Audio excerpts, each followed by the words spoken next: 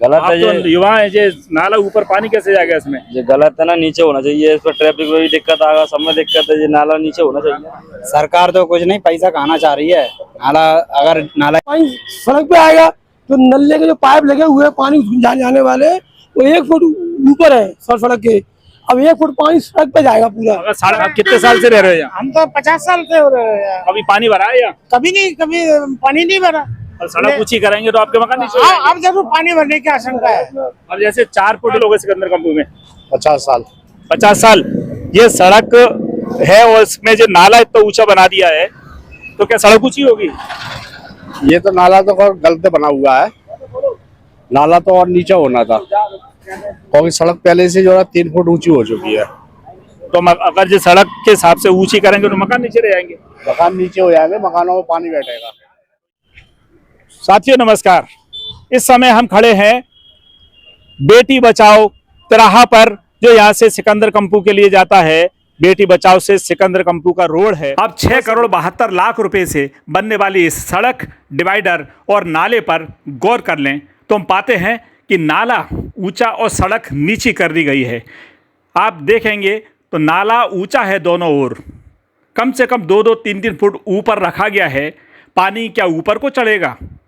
सवाल बड़ा गंभीर है, क्या पानी ऊपर चढ़ेगा? दूसरी ओर आप देखें तो दोनों ओर कम से कम 3-3 फुट का, 2.5 फुट का नाला बनाया गया है। तो सड़क से ऊपर बनाया है तो दोनों ओर से कम 6 फुट सड़क कम हो गई है।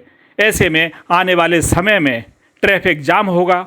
लोगों की चिंता यह है कि जब ट्रैफिक जाम होगा तो इस सड़क के दोनों ओर बने हुए मकान फिर तोड़े जाएंगे, जबकि इस सड़क पर 10 साल पहले मकान तोड़े गए थे। लोगों के सबके अपने मकान हैं, सबके निजी ज़मीन पर हैं, सब ने रजिस्ट्री की हुई, रजिस्ट्री से खरीदे हुए प्लॉट हैं, सब ने उन पर मकान बनाया है। कोई सरकारी ज़मीन पर मकान नहीं बनाया है। पहले 10 साल पहले वे पीड़ा झेल चुके हैं और अब नाले से क्या वे फिर दोबारा से मकान तोड़वाने की पीड़ा झेलेंगे? सवाल इसलिए और गंभीर है क्योंकि यहाँ एक बड़ी आबादी है और ज़्यादातर पिछड़ा क्षेत्र है।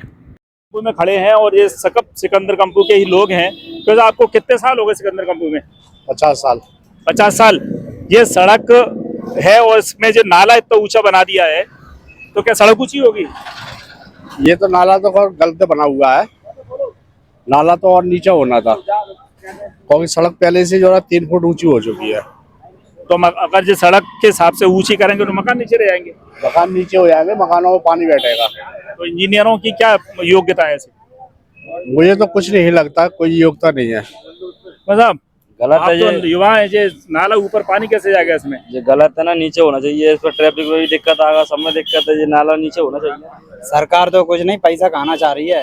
नाला अब नाले का स्ट्रक्चर कैसे रखा है इंजीनियरों ने, ये कोई बताने को तैयार नहीं है। इंजीनियर बात करने को तैयार नहीं है। नाला ऊपर, सड़क नीचे। अब यदि सड़क को ऊंचा कर देते हैं तो क्या सारे मकान फिर नीचे नहीं आ जाएंगे?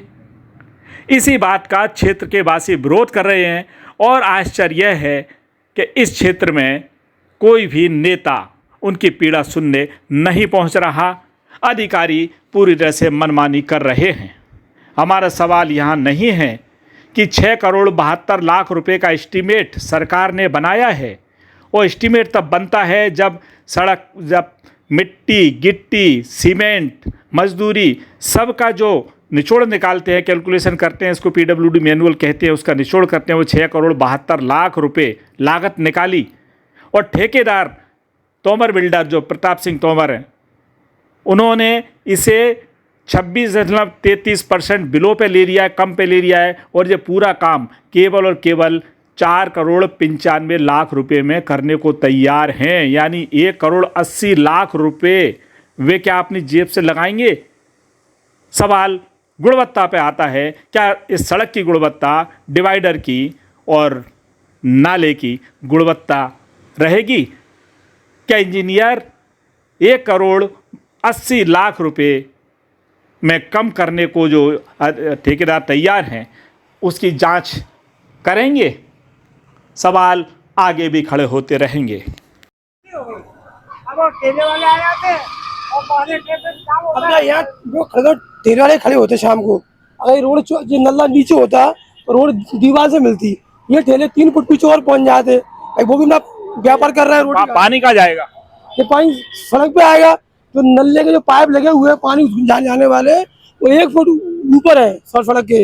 अब 1 फुट पानी सड़क पे जाएगा पूरा। अगर सड़क ऊंची कर दी तो सड़क कुछ मकान नीचे हो जाएंगे। मकान नीचे जाएगा पूरे। सड़क ऊपर करेंगे तो मकान नीचे हो रहा आप है। कितने साल से रह रहे हो यहाँ? हम तो 50 साल से हो रहे हैं यहाँ। कभी पानी भरा है यहाँ? कभी नहीं, कभी पानी नहीं भरा।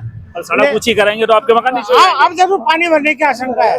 और जैसे 4 फुट इधर से आगे ले लिए, 4 फुट उधर से ले लिए, 8 फुट सड़क कम हो गई। रोड कम हो गई अब तो। वो कम होगी तो इसका चाहे मतलब कम क्या हो होगा? गई, आगे तोड़ेंगे फिर मकान। ट्रैफिक जाम हो जाएगा। ट्रैफिक जाम होगा तो मकान तोड़ेंगे फिर। हो सकता है, ये ऐसी आशंका लग रही है हमको तो। मतलब कोई इंजीनियरों का कोई प्लान कोई बताए? कोई किसी से बात नहीं करना, हमको पता ही नहीं लगता।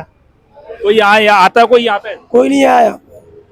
मतलब हमें जब मालूम पड़ा ये जेसीबी आ गई, रोड खुलने लगी, रोड बनने लगी, भाई यहाँ पे तो लोग बात तो करते हैं साहब ये गलत हो रहा है, पर कोई अधिकारी भी किसी से पूछने नहीं आया ऐसा करते क्या नहीं करते। या मोहल्ले का पार्षद उसने भी किसी ने बताया था ऐसा होना कि नहीं होना। और जनता से किसी को मतलब नहीं है, मन मर्जी ये काम हो रहा है। पैसा किसका है जी? जनता का पैसा, ये नल्ला फिर टूटेगा, फिर बनेगा, फिर पैसे जनता का जाएगा इसके अंदर। शासन सो रहा है आग मूंद के, किसी को चिंता नहीं है। शासन सो रहा है कि शासन के? शासन सो रहा है। और अभी 10 दिन बाद बरसात आने वाली है, ये नल्ला कंप्लीट हो जाएगा, राम जाने। अगर हो भी गया तो पानी इस सिकंदर कंपू घरों में घुसेगा, ये मैं बताऊंगा आपको। मतलब आप कितना पढ़े हैं? मैं बीकॉम पास हूँ। मतलब देखिए, जो बीकॉम पास हैं और नगर निगम के पीडब्ल्यूडी के जो भी इंजीनियरिंग की डिग्री किए हुए होते हैं, एक बिल्कुल बीकॉम सारा सिंपल पास किया हुआ आदमी बता रहा है कि कैसे पानी ये सड़क पे भरेगा और पूरी सड़क लबालब हो जाएगी। पानी जाएगा कहाँ आखिर उसमें?